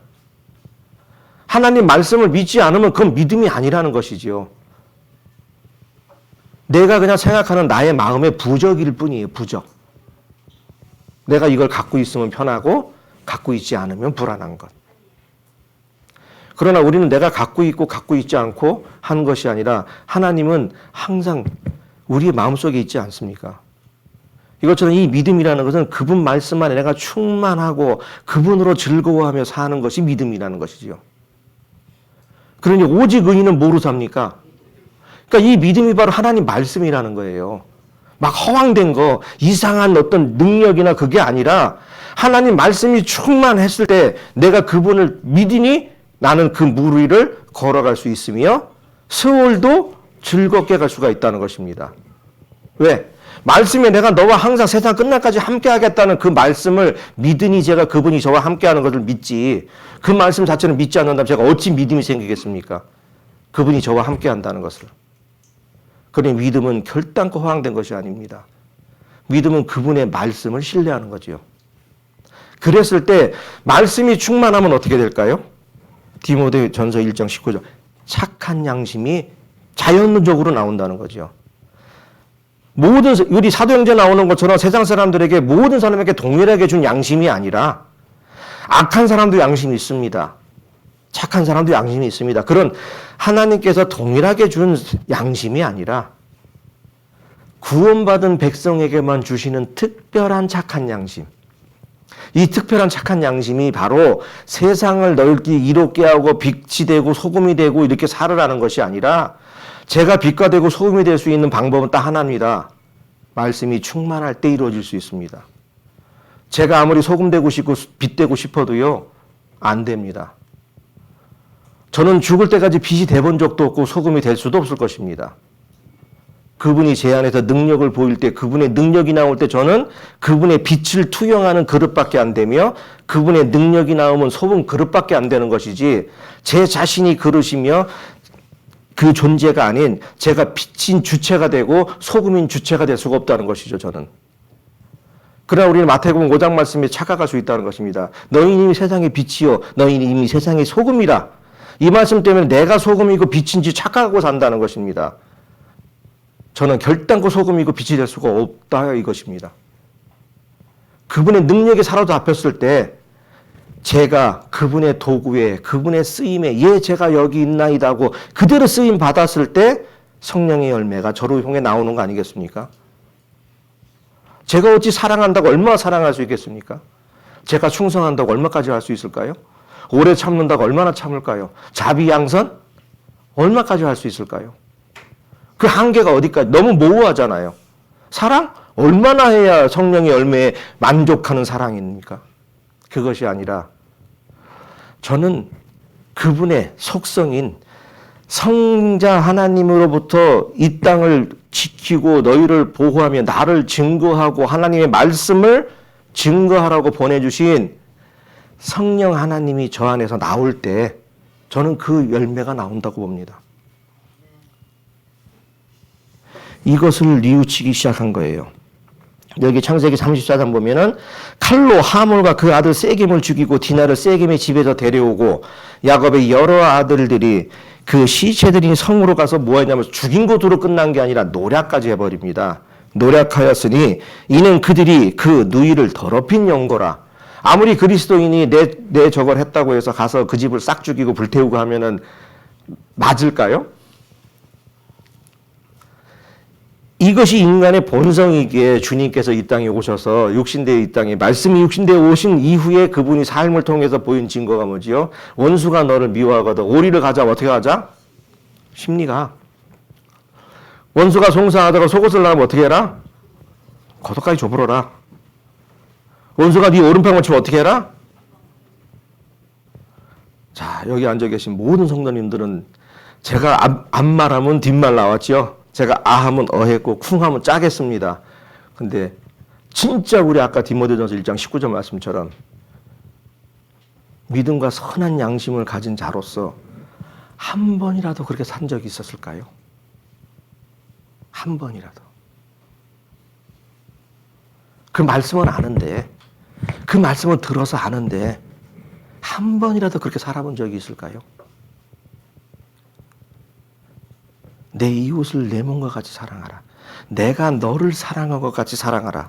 이 말씀 모르시는 분 있습니까? 근데 내 이웃을 진짜 내 몸처럼 사랑하고 내가 너를 사랑한 것처럼 주님이 나를 사랑해서 나 같은 죄인, 이 더러운 죄인을 위해서 죽으셨던 변명 하나 안 하고 죽으셨던 것처럼 하라는 거잖아요.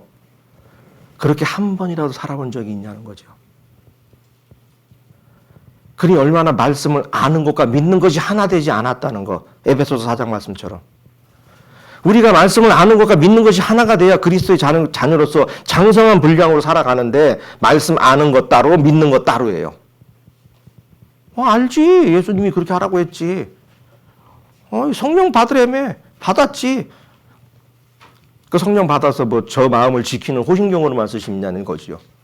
그것이 아니라 성령 충만을 받으라는 이유는 말씀의 충만함으로 세상에 네가 빛과 소금이신 주를 보이라는 거죠. 그렇게 살아라. 이 이후에 이제 34장 잠깐 봅니다. 이제 저도 이제 그렇다고 아무리 먼 데서 왔다고 주구장창 할 수는 없는 거죠. 그렇죠? 응? 짜장면 시켜가지고 먹으면서 할 수도 없고.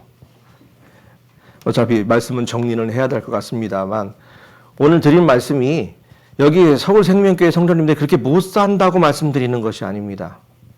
저 자신이 실패해왔고 저 자신이 그렇게 살았기에 저 자신이 옳은 줄 알고 믿고 왔던 믿음들이 정말 주님 보시기에 하찮고 아무것도 아니었다는 것.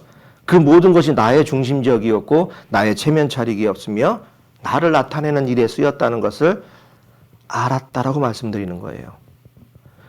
그 여기 성도님들이 그렇게 살지 못했다면 이제 어떻게 하자? 그는 미쁘니까 우리 죄를 자복하면 의롭다 하시잖아요. 부끄러운 게 아닙니다. 벗은 걸 이제 알게 됐다고 그분 앞에 못 나가는 게 아니에요. 우리는 나갈 수 있는 존재가 됐지 않습니까? 그러면 가서 말씀드리면 돼요. 어떻게? 당당하게 죄송합니다. 잘 살게요. 아유 제가 그렇지요. 그러면 하나님은 어때요? 이거 봐라, 이거 건방지게, 이게 아니에요. 그래, 이제라도 뉘우치면 됐다. 내가 그러려고 갔던 거란다, 그 세상을. 바로 그 말씀이에요. 이제 내 아들들이 얼마나 악해졌는지 봤잖아요. 아니, 한 일족을 멸족시켜버려요. 그것도 죽인 다음에 무서워서 집에 와서 떨고 있는 것도 아니고, 아버지 이래다가 내가 열받아서 그냥 죽였어요. 이거 어떡하죠? 이게 아니야. 가서 노략까지 해버려요. 그랬더니 야곱이 34장 30절로 이렇게 말합니다. 야곱이 시므온과 레위에게, 시므온과 레위가 그 악한 일을 꾸몄던 아들이에요. 시므온과 레위에게 이르되 너희가 내게 뭐를 끼쳐? 화를 끼쳐 나로 이 땅 사람 곧 가나안 족속과 브리스 족속에게 뭐가 되게 했다? 냄새를 내게 하였도다. 이 말은 뭐냐면 내가 악한 자로 소문나게 만들어버렸다 이거예요. 아니 내가 하나님을 믿는 자고 이제 이름이 이스라엘로 바뀌었는데 세상에 와서 내가 이렇게 악한 놈이었다? 악한 집안이었다? 이런 냄새나게 했다는 겁니다. 너희들이 한 행동이 지금 하면서 뒷말이 겁니다. 나는 수가 적은즉 그들이 모여 나를 치고 나를 죽이리니 그리하면 나와 내 집이 멸망하리라. 그들이 가로되 그가 우리 누이를 창녀처럼 대우함이 가나이까 하고 또 반문해요. 이렇게 악한, 여기서 너희가 이 근동 사람들에게 냄새가 되게 하였다. 우리 그리스도인들은 무슨 냄새가 나야 하죠? 맞습니다. 그리스도의 향기. 그리스도의 향기가 나야 해요. 근데 교회에 오면 좀 요만큼은 나는 것 같은데 예배 끝나고 문만 열고 엘리베이터 타고 내려가면 그다음부터 무슨 냄새가 나죠? 그리스도의 향기가 아니라 뭔 냄새? 나는 나야. 이제 이거 나오는 거야 이제. 그다음부터. 여기 오면 겸손한 것 같아. 여기 오면 누가 얘기하면 아이고 예 성도님 이러는 것 같아. 근데 여기만 나가서 우리 성도가 안 보는 것 같으면 어떻게 해요? 큰 착각이죠. 성도가 보는 눈이 무서우세요? 하나님이 보는 눈이 무서우세요? 하나님이 보는 눈이 무섭지 않습니까? 하나님은 머리털까지 세신 바 되고 졸지도 않으신다는데 그거 얼마나 무서워요. 졸지도 않고 절 쳐다보고 계신다는데 자다가 눈 떴는데 집사람이 눈 빤히 뜨고 이러고 쳐다보고 있으면 어떠세요? 아니 한번 생각해 보세요. 내가 아침에 눈을 딱 떴는데 집사람이 제 머리 위에서 눈 뜨고 이러고 쳐다보고 있어요. 그럼 기분이 어떠세요? 제일 먼저 드는 생각이 뭐예요? 그렇지. 정답이요. 아니 웃긴 게 뭐냐면요. 아내들이 자기 나 사랑해? 이게 얼마나 이쁜 말이에요. 그치요?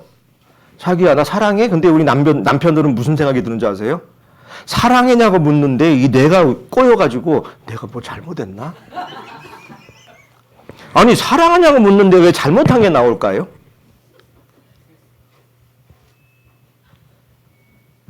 이 정답이 개인주의라는 거예요. 이 정답이.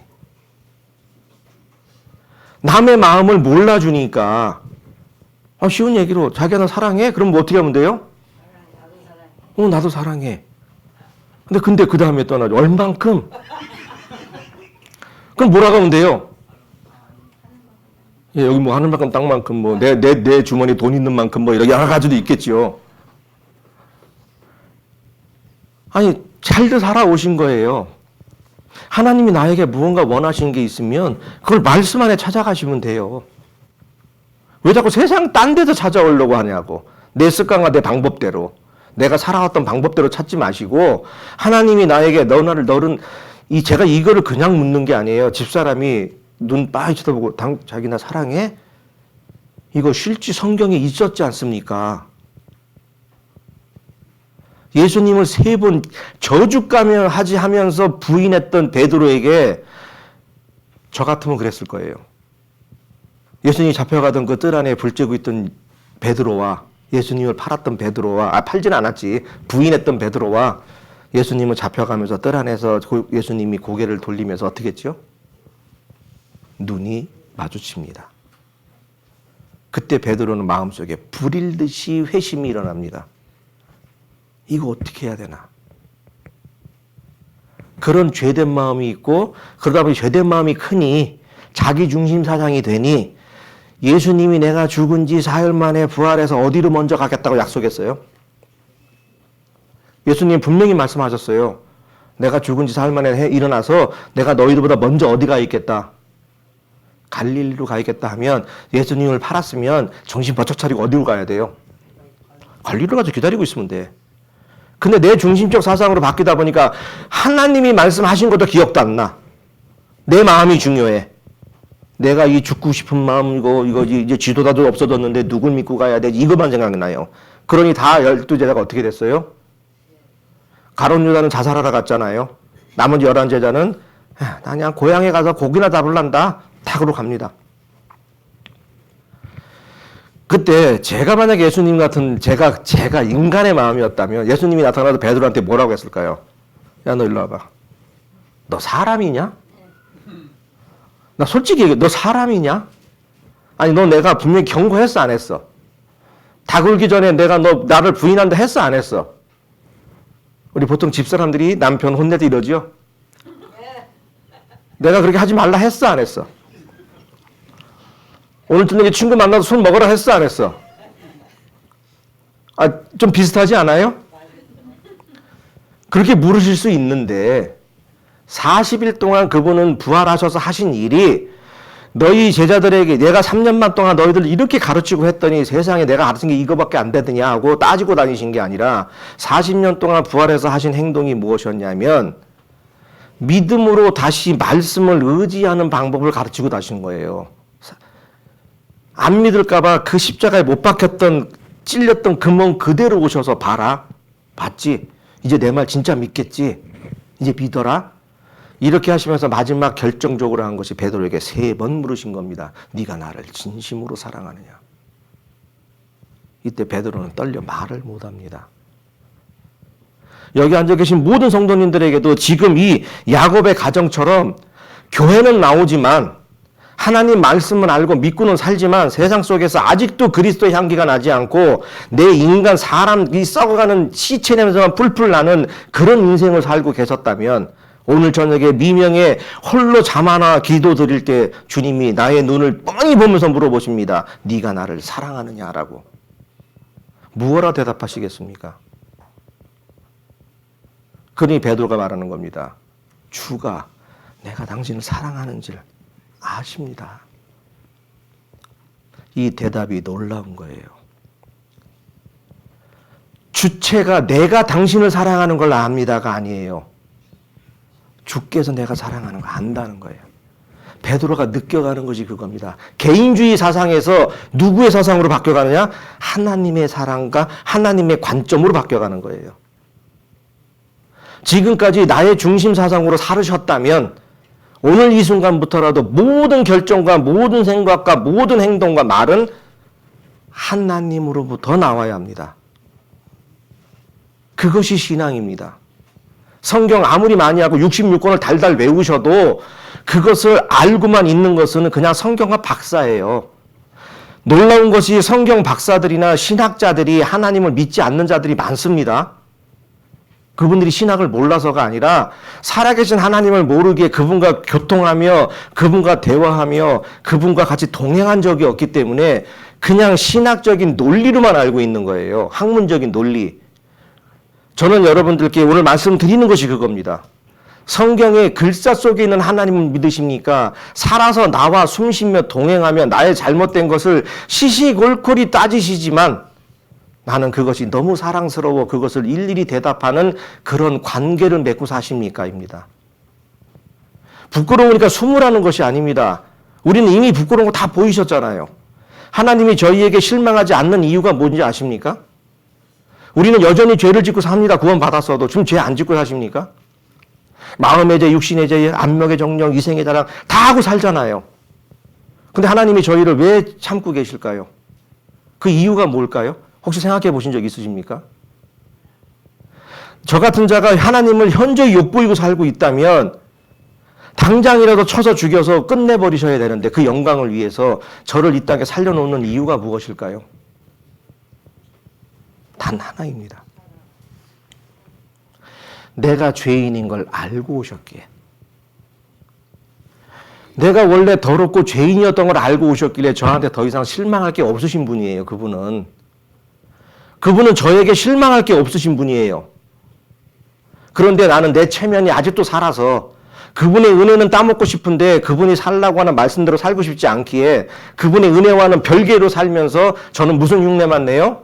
그리스도인인 것처럼, 하나님의 자녀인 것처럼 큰 거리에 나가면 좋은 옷 입고 기도하고 교회 오면 거룩한 척하고 밖에 나가면 여전히 아전투구하고 나쁜 짓하고 사기치고 남들 속이고 사는 그 야곱의 인생을 사는데, 그래도 하나님께서는 저에게 실망하지 않는 이유는 저를 원래 그런 인간으로 알고 오셨고 저를 고치시며 인치셨다는 겁니다. 성도 여러분들도 똑같다는 겁니다. 그러니 내가 잘못 사는 거 부끄러운 게 아니에요. 그냥 그 앞에 그 모습 그대로 가시면 됩니다. 가서 오늘 밤에 그분과 야복강 씨름하는 야곱처럼 씨름하십시오. 그러면 됩니다. 그리고 나서 이후에 35장 1절로 7절 말씀 보고 이제 정리하겠습니다. 35장 1절로 7절입니다. 이제 냄새가 되게 하였다. 너희들 진짜 나쁜 놈들이구나. 악하구나. 그러면서 그것을 그 전에 야곱이었다면 걔네들한테 뭐라 했을 거예요. 근데 이제는 자기를 철저히 느낍니다. 그래서 이 다음에 나오는 행동이 놀라운 거예요. 35장 1절로 7절입니다. 하나님이 야곱에게 이르시되 일어나 베델로 나가서 거기 거하며 내가 내 형 에서의 낫을 피하여 도망가던 때 내가 나타나다 하나님께 거기서 단을 쌓으라 하신지라. 야곱이 이에 자기 집 사람과 자기와 함께한 모든 자들에게 이르되 너희 중에 뭐를? 이방 신상을 버리고 뭐를? 자신을 정결케 하고 의복을 바꾸라. 이제부터 진짜 하나님을 믿는 자로 바뀝니다. 그 전에 하나님 보고 나의 하나님이 여기는 하나님 오르락내리락 합니다. 베델입니다. 여기 오면 다 그거 뭐예요? 다 빚좋은 개살구였었어요. 그냥 사탕발림 신앙이었었다는 겁니다. 아이고 하나님은 나의 목자시고 내가 음침한 사망 골짜기를 다닐지라도 내가 해를 들여하지 않으면 막 이렇게 그냥 읊조리고 사는 사람. 그것이 나의 삶을 주장하지는 못하지만 그럴듯하게 사는 인생. 그랬다가 자신을 비롯한 모든 자녀가 악함을 보고 이때서야 하나님을 믿는 것이 무엇인지 깨닫고 너희 중에 이방 신상을 버리고 자신을 정결케 하고 의복을 바꾸라. 우리가 일어나 어디로 가자? 이제 베델로 향합니다. 숫고가 세겜의 생활을 정리하고 이곳에서 10년이 넘는 세월을 살았어요. 놀랍지 않습니까? 밧다라마에서 나와서 그때 베델로 돌아가는 말씀을 듣고 나왔는데 숫고가 세겜에서 살았던 기간이 10년이 넘어요. 1, 2년이 아닙니다. 얼마나 세상에 속해가지고 그렇게 살았어요. 자기 집을 짓고 우리간을 짓고 야 좋다. 그러다 보니 세상에 나갔더니 멋진 사람들이 있어. 구경 나갔다가 지 동생 강간당하니까 아이고 야 우리가 이렇게 살면 안 되겠구나가 아니라 내 동생 욕보인 놈들 싹 죽여야지. 내가 그리스도인인데 나를 욕보인 사람 세상 사람 싹 죽여야지 하고 똑같은 얘기 아닙니까? 이렇게 악하게 살아가는 거죠.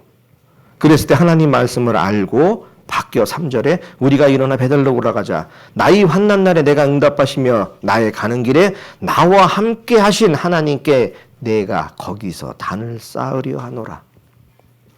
이제 진실로 하나님을 알게 되는 거예요. 그리고 그 이후에 엘베델. 그냥 베델이 아니라 엘베델로 바뀌죠. 이제 엘베델. 하나님의 집인 베델이 아니라 그거보다 더 높은 거죠. 이 엘베델은 뭐냐면 분리했다는 것까지 포함이 되는 거예요. 하나님을 대면해서 보는 거. 그러니까 이 교회에 왔으면 그냥 교회에 오면 성도 얼굴만 보고 가는 거지 누굴 보고 가야 돼요? 하나님을 만나고 가야지요. 예수님을 만나고 성령님을 만나고 가야 되는데 여기 와도 사람만 만나고 가버려.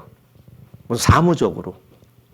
그것이 아니라 우리는 분이라는 마음으로 여기 항상 하나님을 대면하고 만나야 된다는 겁니다. 그러면서 한 주간 사실 또 믿음의 힘을 쌓고 가는 거죠. 그러니 한 주에 예배를 빠지면 우리는 집에 가서 무슨 걱정을 해야 되는지 아십니까? 어찌 내가 앞으로 한 주를 살아갈고 하나님을 대면을 못하였으니 내 이 더러운 마음으로 어찌 한 주를 또 이겨나갈고 우리는 이 고민을 해야 되는 거죠. 바로 오늘의 이 예배 시간이 오늘부터 시작하는 새로운 한 주를 주님의 말씀으로 살고 주님을 대변하여 그분의 말씀과 양분으로 살아가겠다는 결심을 보이러 오신 거예요. 나의 죄를 사함받으러 온 게 아니라. 왜? 우린 이미 사함받았지 않습니까? 이렇게 엘로헤 이스라엘. 이것이 바로 우리의 믿음입니다. 그러니 우리가 살아가는 그 모든 것이 하나님은 이스라엘 하나님이라는 엘로헤 이스라엘. 하나님은 이스라엘의 하나님. 즉 하나님은 누구의 하나님? 나의 하나님이라는 거예요. 서울 생명교회에서 떨어지는 떡거물은 먹고는 삽니다. 이 상에서 떨어지는 부스러기를 먹고 사는 성도인 거는 맞는데 기본이 하나님의 자녀인 기본이 뭐예요? 나라는 거예요. 내가 하나님의 자녀인 것이지 여기 다른 하나님의 자녀인 속에 나는 이방인인데 끼어서 여기서 떨어지는 떡거물을 먹고 사는 건 아니지 않습니까? 그러니 제가 하나님께 은혜를 구하고 하나님의 말씀대로 사는데 열심을 낼 수밖에 없는 거 아니겠습니까? 그러니 올 한 해 벌써 까먹었더니 한 달 다 갑니다. 진짜 60km 달리는 것 같습니다. 이것처럼 저는 이제 주님 뵐 날이 하루하루 다가오는 것 같은데 뭐 해놓은 것도 없고 만나서 무슨 이야기를 하고 저에게 물으면 무슨 답변을 할지 저는 앞이 캄캄할 때 있습니다. 이제부터라도 하나부터 열까지 누구를 위하여? 하나님을 위하여라는 그것이 말과 생각뿐이 아니라 진짜 하나님 안에서 선악을 구분하여 하나님 말씀대로 선을 행하고 하나님 말씀대로 악을 멀리하시는 내 생각에 나를 좋게 하니까 멀리하고 나를 좋게 안 하니까 뭐 싸우고 이게 아니라 그래서 제가 처음에 들었던 두 가지 질문이 이제 키가 열리는 거예요. 성도 여러분께서 세상을 살아갈 때 세상과 다투고 싸우고 아전투구하시는 이유가 나와 맞지 않게 이 세상과 싸우십니까? 아니면 이 세상이 하나님과 맞지 않기에 내 하나라도 에레미야나 이사야 같이 그 이스라엘 백성을 이끌었던 모세와 같이 그 마음으로 이 세상과 싸우십니까? 나의 체면 때문에 싸우십니까? 하물며 나를 사랑하는 아내와 다투실 때 이 아내가 내 마음에 안 맞으니까 싸우십니까? 내 남편이 하나님 말씀 안에 살지 못하고 하나님 편이 아니게 싸우십니까? 이제 이 질문이 여기에 만나는 거예요. 이제 모든 사람들이 주님과 동행하시며 주님이 보시기에 합당하고 주님의 말씀으로 즐거워하시며 남은 모든 인생이 하나님의 합당한 자녀로 살아가시며 많은 성도들로 이 자리가 차고 넘치는 서울 생명교회가 되시기를 하나님의 이름으로 축원합니다.